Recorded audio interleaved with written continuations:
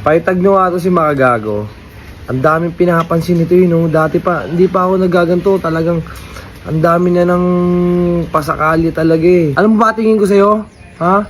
Tingin ko sa'yo parang bonjing na madaldal. Ha?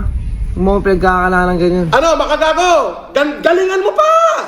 Galingan mo pa, putang ina mo! Ikaw makagago ka, demonyo ka. Huwag mo akong pinopos. Mga demonyo, lalo na ikaw makagago ka, puta ka. Putang inang tong makagago na tong hayop na to. Ba kasi ang definition niya na successful yung sarili niya eh. Yo, hindi ka successful, yo! May pera ka lang, hindi ka successful. May gusto muna ako itanong sa'yo, Makagago. Alam mo ba ang ibig sabihin ng stakeholder? Ha? Alam mo ba kung anong ibig sabihin ng stakeholder? Alam mo ba yung ibig sabihin ng stakeholder? Yes or no? Hindi. Okay? I-search mo na lang. Guys, panoorin natin si Boss MG. Nag-upload siya ng video tungkol sa atin. So what's up sa mga ka-hombre ko dyan? Makagago, what's up? Na naman niya pala to. At syempre, mga ka-hombre ko, alam nyo na, today is the day kung saan atin pong tatalakayin ang isa na naman sa kagunggungan ho ni Josh Mojica, mga ka-hombre ko. Aba, ako na may natutuwa bilang isang San Pableño. Finally, nagkakaroon na ho tayo ng boses, mga ka-hombre ko. Diba? Kasi it's a good thing na magbigay tayo ng awareness sa mga tao at pawang katotohanan lang, Josh Mojica. Tingnan niya natin kung saan banda naroroon ang talino ni Josh Mojica, mga ka-hombre ko, ha? Hinahanap mo ba ako sa Facebook? Napakadali lang yan, mga ka-hombre ko. Ito ang main Facebook ko. Ito naman ang bago kong Facebook page na Boss MG.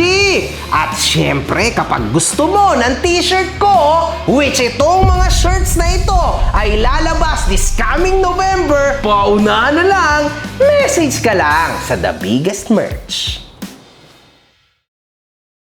Nagkaroon ng isang video si MG kung saan nagbigay ng pahayag dito si Josh Mojica. Una sa lahat, mga ka-hombre ko, ano bang punto ng content na to? Very straightforward do itong content na to. In fact, makikita nyo, 12-minute content lang to. So, napakaikli lang ho nito kesa sa lagi kong ginagawang content because there was nothing else to say. Ngayon, ano ba ang sinabi ko dito? Inulit lang natin yung nakaraan kung saan nag-post ang maraming influencers na hindi daw sila nababayaran ng Tier 1. Mga influencers na yan na nagsilapitan mismo sa akin. So what is this content about? Nagbayad na ba si Tier 1? Yes or no? Yun lang yon, Josh Mojica. Ang dami mong pinaliwanag, mas mahaba pa yung content mo sa content ko. Wala namang may pakialam sa paliwanag mo.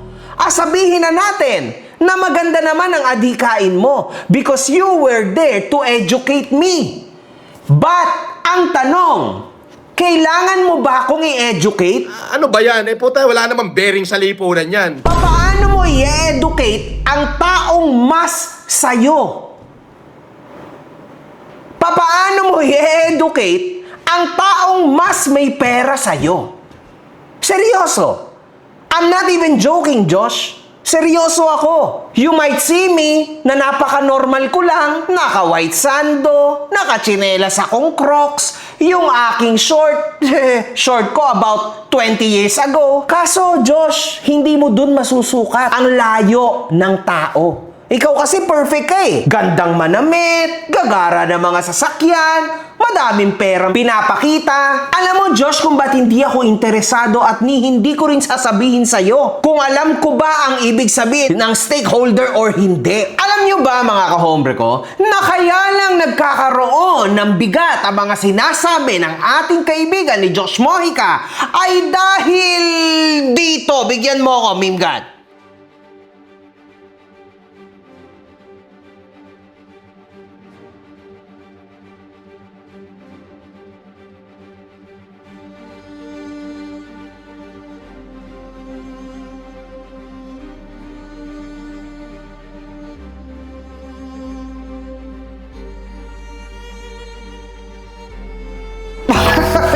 hindi bagay sa akin, mga ka-hombre ko, pero Pansyata ni Makagagot eh. yun lang yun. Naintindihan nyo? Ngayon naman, mga ka-hombre ko, susubukan naman natin sa way of talking.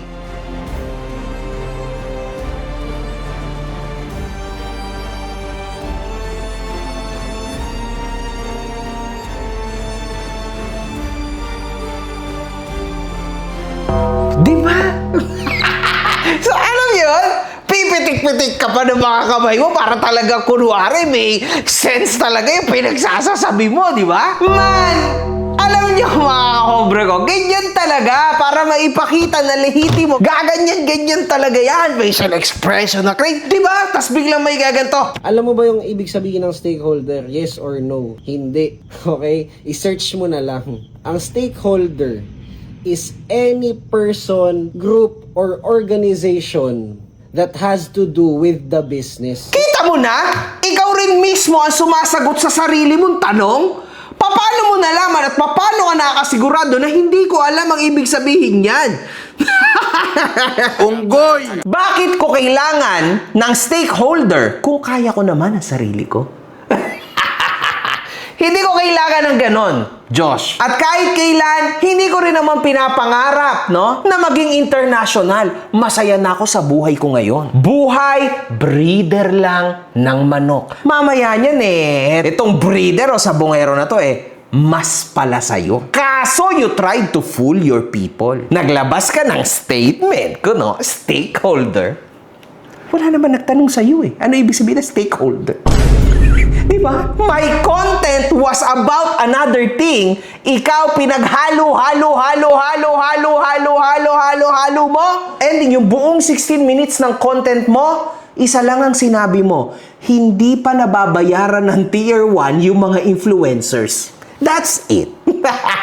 At yung mga creator, kaya sila affected kasi hindi sila nabayaran. Which is, tama naman yun. Which, ayan din, yung ginawa ng tier 1. Nag-status na napagkahaba, ending, ang tanong, nabayaran mo na ba yung mga influencers? Hindi.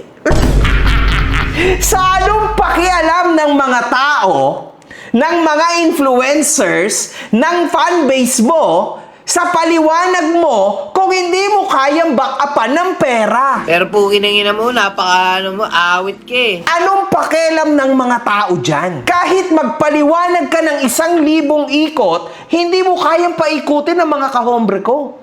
Kasi hindi kami tanga. Hindi ako kasing tanga mo. Yun. O ngayon, makagago, here's what a 22-year-old CEO has to say. Nothing. Isa lang ang napatunayan mo dyan, Josh. Paikot lang. Ending, hindi pa rin nabayaran ng tier 1 ang mga influencer. That's it. Wala nang iba. Ang dami mo pang pinaliwanag. Alam mo ba yung ibig sabihin ng stakeholder? Yes or no? Hindi. Okay? I-search mo na lang. Ang stakeholder is any person, group, or organization that has to do with the business. Customer, clients, suppliers, investors, partners, anyone. Basta engaged ka dun sa negosyo, whether affected ka sa actions, whether sa decisions, whether sa results ng negosyo na yon, ibig sabihin, stakeholder ka. Okay? Sige nga, Josh! Sa hinaba-haba ng prosesyon ng content mo, ang tanong, bakit hindi pa nababayaran ng tier 1 ang mga influencer niya? Which itong mga influencers na to, ginawa naman ang trabahong nakasulat sa kontrata nila. Hindi mo naman sinagot yung main issue. Sinagot mo pabalang. Kaya ako nasasabi sa'yo na parang sinabi mo na hindi pa nakabayad ang tier 1 at walang kasalanan ng tier 1 kung bumagsak ang negosyo nila. Kasi, ganun talaga ang negosyo. Sometimes, nagiging successful. Sometimes, babagsak. Kaya nga kamo, papasok doon yung emergency funds. And ang tanong, meron kayong kontrata. Meron silang kontrata. Dapat sundin ang kontrata. Pag sinabing 10,000 sa 5 post, dapat 10,000 sa 5 post. Ano pat naging influencer lang naman yung mga tao mo, tama, sa negosyo mo, di ba? Malayo yun kasi mga trabahador nyo lang sila, di ba? Tama, di ba? Alam mo ba yon? Hindi mo alam yon, di ba? Kasi kapag ang isang negosyo ay bumagsak, lahat affected. Ultimo kliyente, supplier, investor, audience, fans, affected lahat yan. At yung mga creator, kaya sila affected kasi hindi sila nabayaran. Ano sila? Business partners ng tier 1? Na Okay lang kahit hindi kumita kasi business partners naman tayo, maybe next year na lang baka kumita. Hindi! Kasi trabahador nyo sila. Deserve nila na kumita kung ano ang napag-usapan. Whether tumaas or bumagsak ang negosyo, kailangan mo pa rin silang pakitain. Hindi mo naman business partner sa mga trabahador mo. Putang inan to. Partida na to, Diyos Mohica. Tubero lang naman ako eh. Yun lang ang natapos ko sa Italia pero diplomado ako, Diyos Mohica. Parang may mas alam pa ako sa'yo sa negosyo. Mamaya niyan, pakitaan kita ng mga negosyo ko. Maiyak-iyak ka. Sabi mo, grabe, totoo nga negosyante to. Alam mo ba, ang aking mga negosyo, hindi ko kay para ilabas. Hindi naman ako mapapapunta sa sitwasyon ko kung nasaan ako ngayon kung wala ako negosyo. Real talk yarn. Nakikita mo ba yon? Ha? Incredible, di ba? Partida na yon, Diyos Mohica. Wala ka pang ang pamilya. Wala ka pang ang asawa. Wala ka pang ang anak. And yet, mukhang mas marami pa akong pera sa'yo. Mukha. Yan, totoo yan. Kung ang gagawin natin, i-measure natin kayabangan ni Diyos Mohica sa akin ngayon, talo ako dyan. Kasi kinalimutan ko na lahat ng mga kaasbagan ko noon. Malayo na ako dyan, Diyos Mohica. Sa'yo na yan.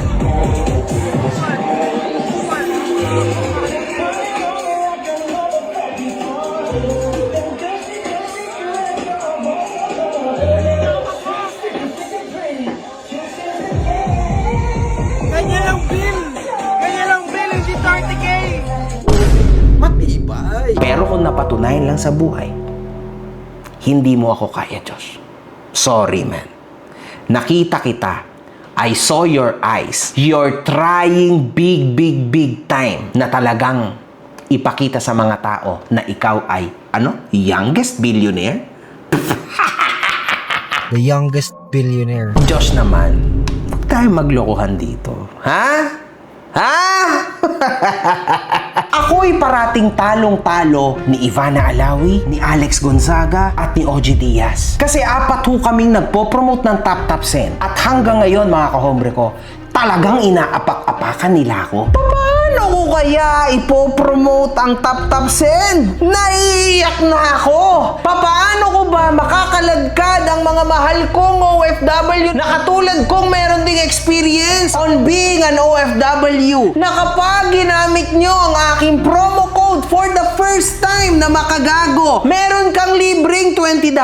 Kapag nasa Australia ka, meron kang 30 Australian dollars. Pag nasa UAE, 25 AED. Pag nasa UK, may libre ka na 10 pounds. Pag nasa Europe, meron kang libreng 10 euro, mga kahombre ko. At ito pa yung iba't ibang mga bansa kung saan gumagana ang Top Sen. Pero may bago ngayon, mga kahombre ko, from Bahrain. Sa unang gamit mo ng promo code ko, magkakaroon ka ng libreng 7 dinar, 7 BHD.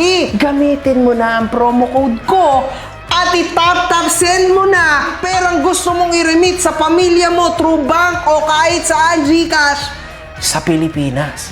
Let's go. I love you, OFW. Business 101 muna tayo. Ano ang ginagawa ng isang negosyo? Ang negosyo, unang-una, para maging negosyo yan, kailangan yan kumita. Okay? Pangalawa, para maging negosyo yan, kailangan yan makapagpasok ng benta. Okay? Kailangan makabenta ng isang negosyo. Pangalawa, kailangan yan kumita. Pag kumita ka na, pag nakapagpasok ka na ng benta tapos kumita ka na, negosyo ka na. You are a business. Diyos Mohica! Ganyan naman talagang takbo ng mga negosyo.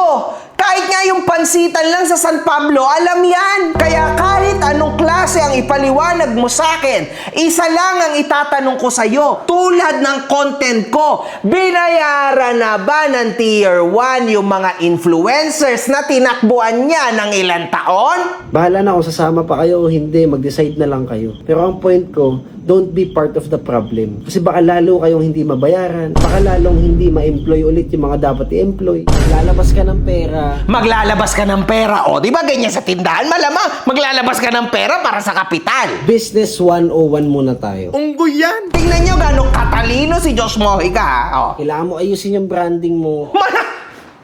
Malamang kailangan mo ayusin branding mo. Magsusulat ka, Makagago Store.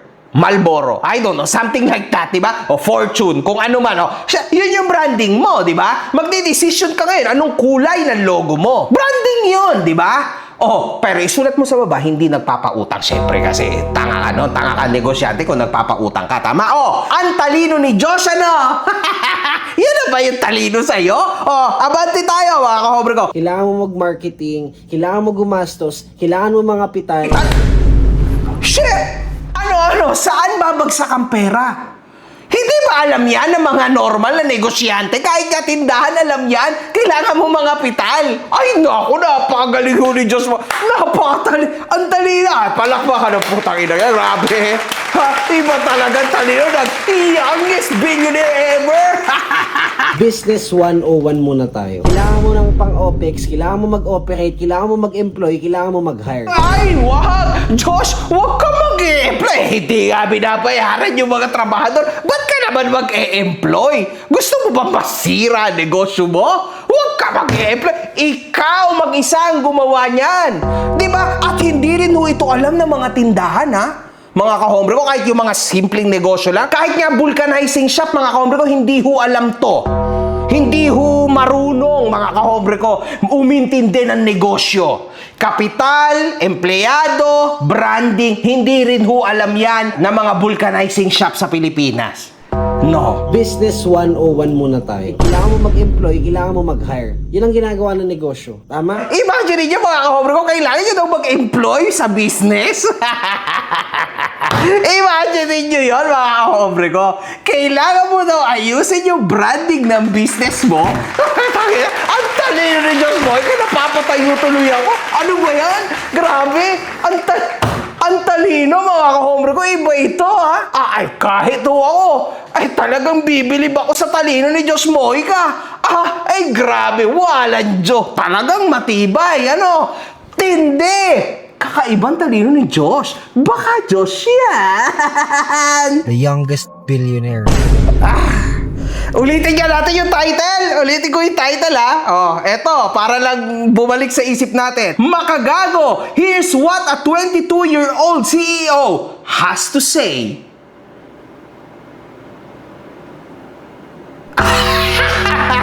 Ang galing, ha. Ang galing mo. Ang galing mo. Sige nga. Paano naging casting to? Talagang tunay kang 22-year-old. Iyon ang pinakita mo. Di ba?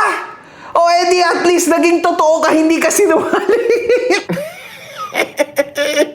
Makagago, here's what a 22-year-old has to say. Legit. I believe you. Actually, parang 17 anyos to nakikipag-usap sa akin. Tuturuan mo pa ako? Ano yan? A, B, C, D, E, F, G? Walang yaka. Para namang hindi clear yon sa mga negosyante. Nakakahiya naman sa'yo. Tapos, ang negosyo, the bigger the risk, the bigger the reward. Pero ang negosyo, the bigger you are, the harder you fall. Ay! Ang talino ni John! Grabe! Ang tindi talaga nito, mga kaobra ko kasi ang ganda ho ng tagline. The bigger the risk, the bigger the reward. Pero ang negosyo, the bigger you are, the harder you fall. Putang ina, mga kahombre ko, hindi nyo alam yun, no? Hindi nyo alam yun. Bilang negosyante, hindi ko alam yan. Salamat, Josh, ha? Nangyari pala talaga yan, puta. Thank you, thank you. Thank you for your kind and knowledgeable craziness. Ang galing mo. Mwah, mwah. Ang galing. Thank you, Josh. Thank you, man. I appreciate you. Salamat sa pagiging matalino mo. Can you be my mentor, please? 22-year-old boy, Josh. Kailangan ko ng mentor eh. Pero siguro maging mentor ka na lang ng anak ko, sakto grade 1 yun. O, maraming matututunan niya sa'yo. Imaginein mo, pag sinabing business, kailangan mo mag-employ. Kailangan mo mag-employ. Imaginein mo, kapag meron kang business, kailangan mong gumawa ng branding. Kailangan mo ayusin yung branding mo. Imaginein mo, kapag meron kang business, kailangan mong mga pitan. Things That is very, very, very, very normal, mga kahombre ko. Business 101 muna tayo. And you just said that this guy's intelligent. Wow. Wow. Legit. Here's what a 22-year-old has to say. What the Ang mga negosyo, literal, walang negosyong hindi nalugi. Lahat ng negosyo, throughout the entire history of the world, lahat yan, at some point in their life, nalugi sila. In the case of Tier 1, nangyari sa kanila yun. Josh! Lahat ng sinasabi mo, paso! Kasi end of the day, ito pa rin ang question naming lahat sa Tier 1. Bayad na ba si Tier 1 sa mga influencers niya? Kahit magpaikot-ikot ka, Josh, yun lang ang itatanong namin sa inyo. Finished. Josh, anong stakeholder? Eh, ikaw lang naman yung spokesperson ng Tier 1, di ba? Pero bakit ikaw ang sumasagot para sa Tier 1? Napikon ka ba sa sinabi ko na to? Paalala lang ho ha, kasi ngayon bumabalik na ho itong Tier 1, itong trike. Makikita natin sa story niya na parang iniaangas at iniyayabang niya, mga kahombre ko, na siya isang negosyante at mukhang bumabalik na siya sa mundo ng gaming, mga kahombre ko. Ngunit, paano naging gaming, ang ipinlex niya dito, ang tulongges na si Josh Mojica. Grabe ka naman! Man, katuwaan lang yon. Sinabihan ako ni MG ng tolongges daw ako. Sarcastic lang yon. Masyado ka naman na butthurt. Pasalamat ka, napansin nga kita sa story. Kasi ikaw yung pinakasikat doon. So, dapat you should be thankful, ha? Napansin ko nga, di ba? Ito nga yung sinabi ko sa iyo, ang ipinlex niya dito, ang tulongges na si Josh Mojica. Alam ko na pikon ka, kaya ka sumagot ng ganyan without even thinking. And bigla mo na lang nilagay, here's what a 22-year-old has to say. Talagang niliteral mo, ha? Business 101 muna tayo. So, na-board na po ako, mga kahombre ko. Let's just move forward. In plain sight, this is education. Paanong education? Ito nga ang sinabi mo. Unang-una, wala akong masyadong bilib sa sistema ng pag-aaral dito sa Pilipinas. Diyos naman, pinaglololoko mo ko. Sampigahin kaya kita ng kangkong sa ulo. Easy lang, ha? Grabe naman to, mga kahombre ko. In plain sight, this is education. Ano education to? ABCD? Lahat ng pinagsasabi mo, normal lang yon sa negosyante. Normal lang yon sa business. There's nothing really important about it. Everybody knows it. Ano bang edukasyon doon? Kailangan mo ng kapital? Kailangan mo mga kapital para magnegosyo ka? Diyos mo, ay, nako, Diyos, grabe. Here's what a 22-year-old has to say. Anyway, let's move forward, mga kahobre ko. Boring na. The youngest billionaire. Pero dahil ikaw ay young billionaire, all of a sudden, ako'y napa-research. Siyempre, hindi mawawala yan. Abay, bigla akong lumabas ang pangalan ng isang tao na si Direk Sedigo. Naku, yari ka pa rin, Diyos nito. Kinakabahan yan. Last year, 2021, noong nagsisimula pa lang yung kangkong chips, ako gumawa ng mga unang designs, packaging, at mga promotional material sa FB page nila. During that time, nasa 4 or 5 digits pa lang ang followers niya sa page niya. Wala namang problema sa mga payments namin nung simula. Bigla na lang kaming di nag-usap niyan. Tapos one time, binalikan niya ako sometime in May 2022. May need daw siya na logo, Chowding. Yung main company ng kangkong chips, si Chowding, yung lolo niya mismo, na na-vector ko at ginawa ng logo during that time. This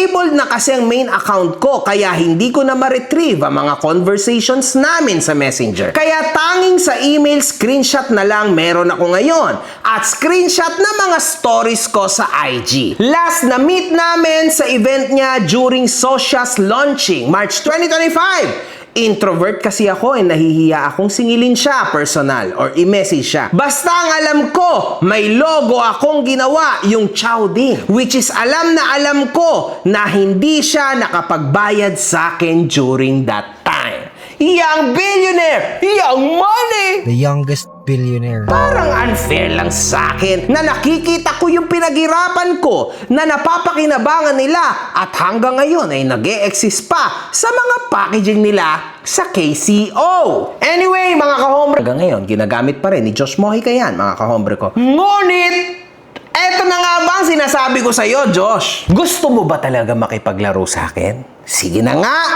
Parang gusto mo eh. Bibigyan kita ng konting hint ng kung anong laro ang gusto ko sa'yo, Josh. Naku! Ikaw yan, di ba, Josh? Kinakabahan yan. Alam mo, Josh, kilala ko kung sino yung babae na yan. Yan ay si Yumi Garcia. Yeah. Play nga natin. Anong ginagawa niyo sa Thailand? Wala! Good fucking vibes.